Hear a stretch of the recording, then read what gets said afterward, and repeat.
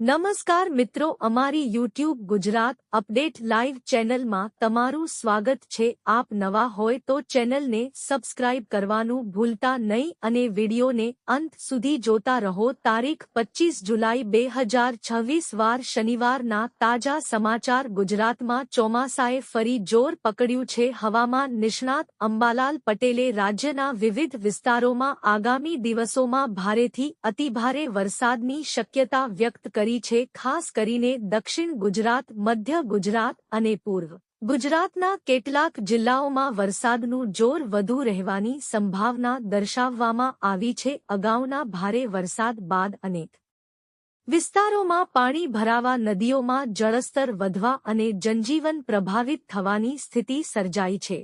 અંબાલાલ પટેલના જણાવ્યા મુજબ અરબી સમુદ્ર અને બંગાળની ખાડીમાં સક્રિય હવામાન પ્રણાલીઓના કારણે રાજ્યમાં વરસાદી માહોલ વધુ સક્રિય બની શકે છે। 24 થી 26 જુલાઈ દરમિયાન કેટલાક વિસ્તારોમાં ભારે વરસાદ પડવાની શક્યતા હોવાનું તેમણે અગાઉ પણ જણાવ્યું હતું। ભારતીય હવામાન વિભાગ દ્વારા પણ 25 જુલાઈના રોજ ગુજરાતના અનેક વિસ્તારોમાં ભારેથી અતિભારે વરસાદની આગાહી કરવામાં આવી છે। કેટલાક જિલ્લાઓમાં વીજળીના કડાકા ભડાકા અને તેજ પવન સાથે વરસાદની શક્યતા દર્શાવવામાં આવી છે।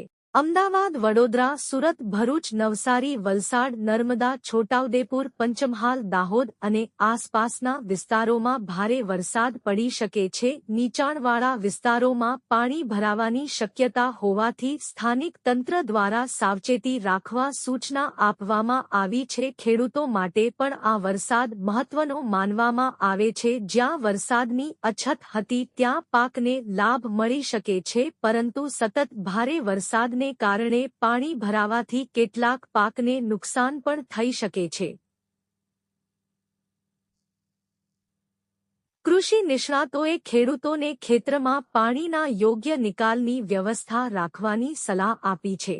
રાજ્ય સરકાર અને સ્થાનિક વહીવટી તંત્ર દ્વારા નીચાણવાળા વિસ્તારોમાં બચાવ દળોને તૈયાર રાખવામાં આવ્યા છે। નદી નાળા નજીક રહેતા લોકોને સાવચેત રહેવા, બિનજરૂરી મુસાફરી ટાળવા અને હવામાન વિભાગની સત્તાવાર સૂચનાઓનું પાલન કરવા અપીલ કરવામાં આવી છે। હવામાન નિષ્ણાતોનું માનવું છે કે ચોમાસું હજુ સક્રિય રહેશે અને આગામી થોડા દિવસોમાં રાજ્યના અલગ અલગ વિસ્તારોમાં વરસાદી માહોલ યથાવત રહી શકે છે। લોકો અફવાઓથી દૂર રહીને માત્ર સત્તાવાર હવામાન માહિતી પર વિશ્વાસ રાખે તેવી વિનંતી કરવામાં આવે છે।